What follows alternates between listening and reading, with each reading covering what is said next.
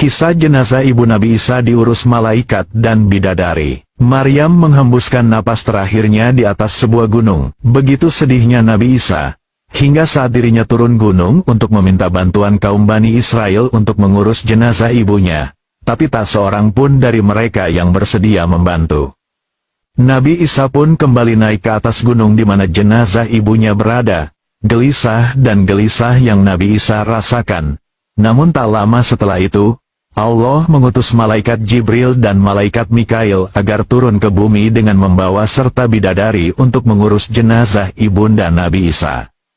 Setelah bertemu dengan para malaikat dan para bidadari, Nabi Isa pun segera meminta pertolongan untuk memakamkan jenazah ibunya. Saat itu, malaikat Jibril berhadapan dengan Nabi Isa dan berkata, "Aku ini sebenarnya adalah malaikat Mikail dan sahabatku ini adalah malaikat Jibril. Aku sudah membawakan obat tubuh dan kain kafan dari Tuhanmu dan para bidadari cantik jelita sekarang sedang turun dari surga untuk memandikan dan mengkafani ibumu." Begitu mendengar penuturan malaikat Mikail tersebut, Nabi Isa pun sangat bahagia. Tak lama kemudian, malaikat Jibril menggali kubur di atas gunung untuk makam ibunda Nabi Isa.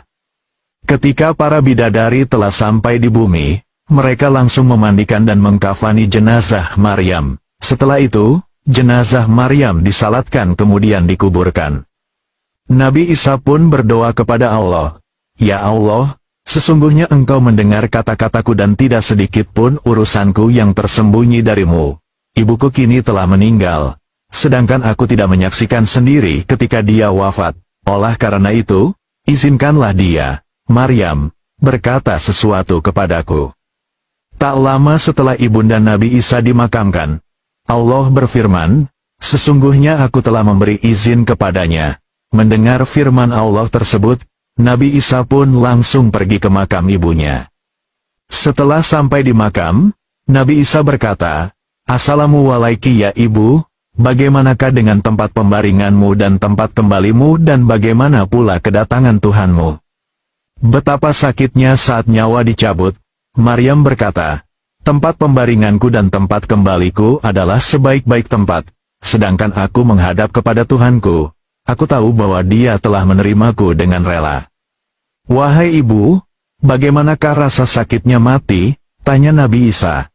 "Demi Allah yang telah mengutusmu sebagai nabi dengan sebenar-benarnya, belum hilang rasa pedihnya mati aku rasakan hingga sekarang. Demikian pula rupa malaikat maut yang belum hilang dari pandangan mataku."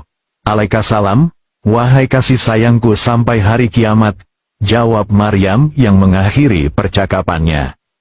Nabi Isa pun merasa lega karena ibundanya telah mendapatkan nikmatnya kubur.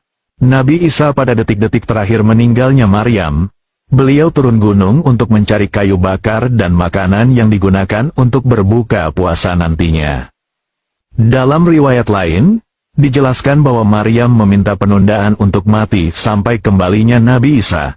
Namun permintaan tersebut ditolak dengan tegas oleh malaikat maut. Ibunda Maryam meninggal pada saat sedang menunaikan sholat. Dikira Nabi Isa, ibunya tengah menjalankan sholat hingga Nabi Isa pun turut juga melaksanakan sholat hingga pagi menjelang. Setelah pagi inilah